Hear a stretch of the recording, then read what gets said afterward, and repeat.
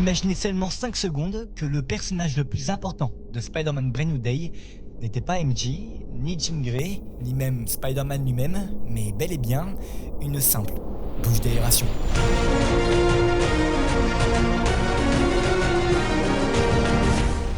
Là, ça paraît dingue, on est d'accord, vous allez voir.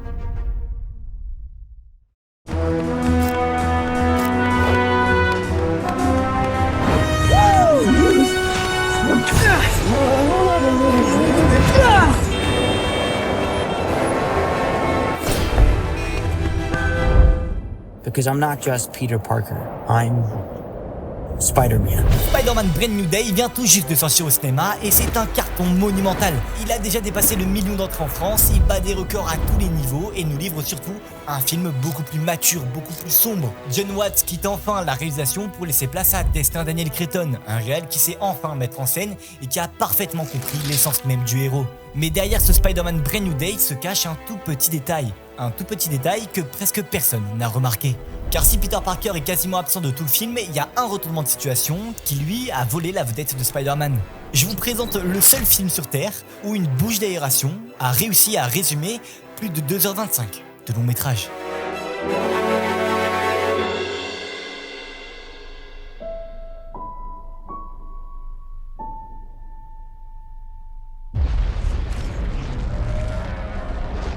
They're here because of you. What if everyone forgot who I was? Just make everyone forget me. Do it. Thank you, sir. Peter Parker doit vivre avec le fardeau de No Way Home. Une nouvelle vie sous un tout nouveau jour, sans Ned, sans MJ, sans Tante May, sans personne. Il est seul face à ses problèmes, seul face à sa solitude même. Et dès lors, une nouvelle menace fait surface, une télépathe capable de voyager de corps en corps. Et très rapidement, le Damage Control s'en préoccupe et un mystère est posé. La solution à toute cette enquête se trouverait derrière un certain VMAX. Pour la première fois évoqué par Yelena, il commence à obséder Spider-Man. Le Damage Control ne sait pas ce que c'est et Peter comprend rapidement qu'il n'est pas le seul à le chercher. Car oui, Jean Grey est aussi de la partie et elle est interprétée par Sadie Sink. Ils cherchent tous les deux à découvrir ce que VMAX représente. Une arme nucléaire, un programme militaire ou peut-être bien pire que ça, un V comme le vautour avec un retour de Michael Keaton ou peut-être même un V comme Venom, ce qui serait alors l'arrivée du symbiote dans la MCU. Un mystère plane autour de ce VMAX à tel point qu'il devient la réelle poule aux odeurs du film. Spider-Man et Jean Grey sont en quête de découvrir cet objet, ou cette pièce, ou même cette arme, on sait pas ce que c'est. Il représente le centre de l'intrigue, le point culminant où tous les personnages vont se retrouver. Et devinez quoi ? VMAX n'a jamais été un code nucléaire ou un symbiote noir visqueux, ni un projet Sinister Six comme j'ai pu le voir sur le réseau, ou une arme pour contrôler les télépathes. Et en fait, bien pire que ça. VMAX est une simple bouche d'aération. Ouais. Une bouche d'aération où le sticker s'est un peu arraché, transformant VMAX en VMAX. Tous les personnages du film ont traqué pendant plus de 2 heures une bouche d'aération, sans rien de plus. Et cette bouche d'aération, aussi simple qu'elle puisse paraître, elle est en réalité bien plus dangereuse que n'importe quelle arme sur Terre.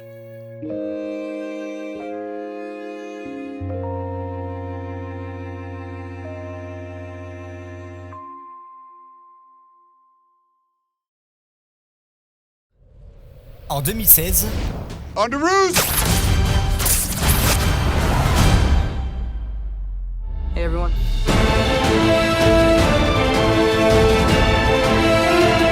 Civil War nous présente pour la première fois Tom Holland en costume au milieu des Avengers.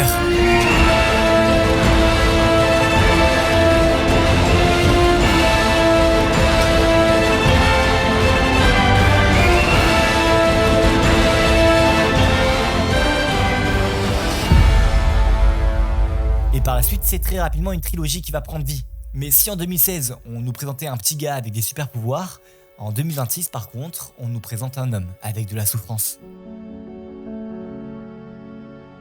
Une souffrance aiguë liée à un traumatisme. Une fuite d'identité, un homme qui ne sait plus qui il est derrière le masque et qui trouve du réconfort seulement dans Spider-Man. Il abandonne sa vie de Peter Parker, il abandonne toutes ses relations pour éviter de blesser à nouveau.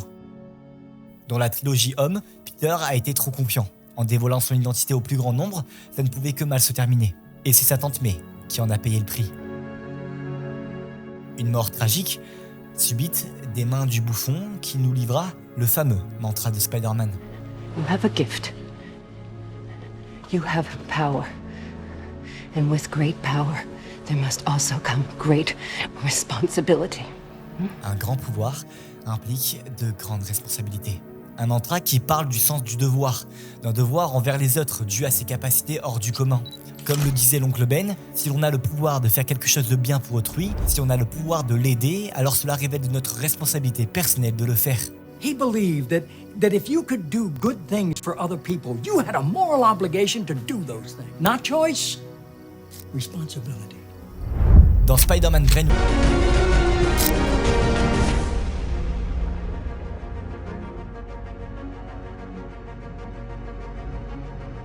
concernait en réalité une autre responsabilité, celle de vivre seul avec la vérité de son identité, mais aussi avec la vérité de sa vie passée, et de la vie passée de tous les gens qui l'ont connu.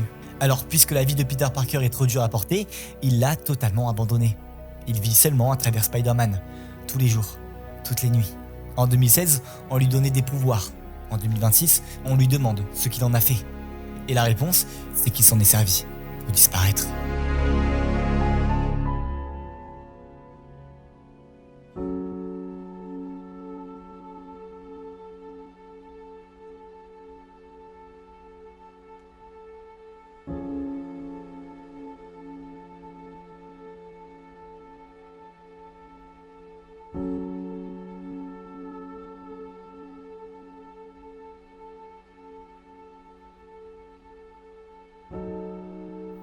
C'est comme si Peter Parker avait littéralement appliqué le sort de Doctor Strange.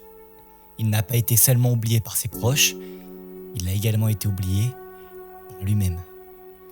Je profite un peu de cette séquence émotion pour vous rappeler que vous pouvez vous abonner à la chaîne, ça soutient énormément. Et aussi je suis présent sur tous les autres réseaux, si vous voulez voir avancer des vidéos c'est sur Insta. Et si vous voulez connaître mon avis, que ce soit sur Spider-Man ou les autres films, c'est sur Letterboxd.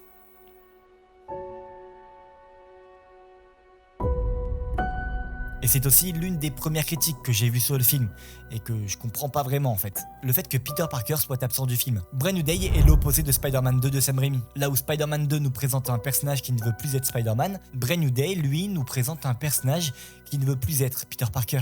La preuve en image, quand Peter recroise MJ avec son nouveau copain, la première réaction qu'il a, c'est d'aller se balancer en ville. Comme si Spider-Man était la dernière solution à tout. Comme si Spider-Man sauvait aussi la vie de Peter Parker. Mais c'est assez paradoxal car, dans la scène d'après, c'est sa mutation en araignée qui va tuer Peter Parker, le laissant à terre avec un plan de caméra sur sa lettre. Dans la suite du film, on va suivre un Spider-Man qui va non seulement traquer VMAX et Jean Grey, mais qui va aussi suivre une autre quête, vivre seul avec son secret. Vivre seul avec la vérité. Et quand il retrouve MJ, c'est sa réelle nature qui refait surface. C'est Peter qui renaît. Il retombe dans son chagrin d'amour, condamné à vivre dans le passé, dans un passé idéalisé où il partageait sa vie avec MJ. Et même s'il ne veut pas se l'avouer, il n'arrive pas à passer à autre chose. MJ lui manque, Ned lui manque, et à présent, il n'y a plus que Spider-Man qui compte.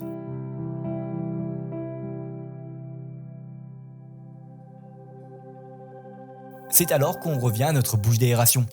Spider-Man a traqué VMAX comme si c'était la clé de tout, alors qu'en fait VMAX n'est rien du tout, qu'une simple bouche d'aération.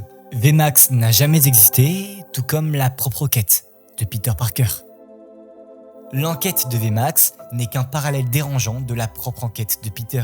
Peter a cherché à devenir seulement et uniquement Spider-Man en coupant l'expression de quelque chose qui doit s'exprimer, sa vie humaine et sociale. Il pensait que l'effacement total de Peter Parker était la solution. La solution pour maintenir ses proches en sécurité et la solution pour pouvoir échapper à son chagrin. Mais cette quête, tout comme la quête de VMAX, ne mène à rien. Et c'est pour ça que cette bouche d'aération est plus puissante que n'importe quelle arme ou mutant. Car elle représente l'impossibilité d'achever la mission de Spider-Man. La mission qui consiste à tuer Peter Parker. VMAX est la preuve ultime que Spider-Man s'est trompé. The bravest thing that you can do in life is ask for help. Ce n'est pas parce qu'on a perdu quelqu'un qu'on doit avancer seul. And even in times when you feel like you're most alone, there's always going to be someone that you can turn to and ask for help and lean on them. Ce n'est pas parce que Peter est censuré que Spider-Man va bien.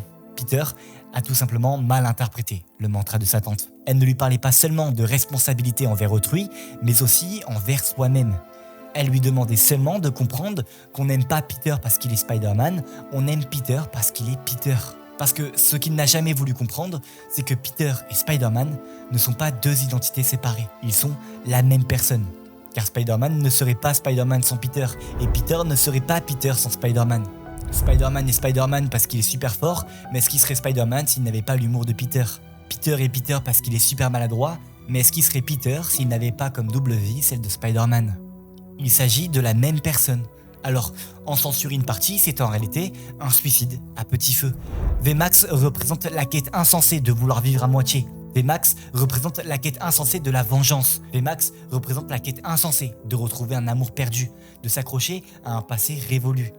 Car au final, MJ ne l'aime pas, et aussi douloureux que ça puisse paraître, c'est la pure réalité des choses. Peter s'est condamné lui-même à attendre 5 ans sa dulcinée pour au final qu'elle lui dise qu'elle n'est pas amoureuse de lui, car elle n'a pas de souvenir de lui. Et c'est ça Spider-Man, c'est se relever malgré l'échec, c'est apprendre à encaisser, c'est apprendre à aider, car aider une personne, c'est aider tout le monde, autant les autres que soi-même. Peter n'a jamais été invisible, il doit simplement commencer un tout nouveau jour. Parce que parfois, aimer quelqu'un, ça veut aussi dire accepter de le laisser partir. Tout comme parfois accepter de le laisser revenir.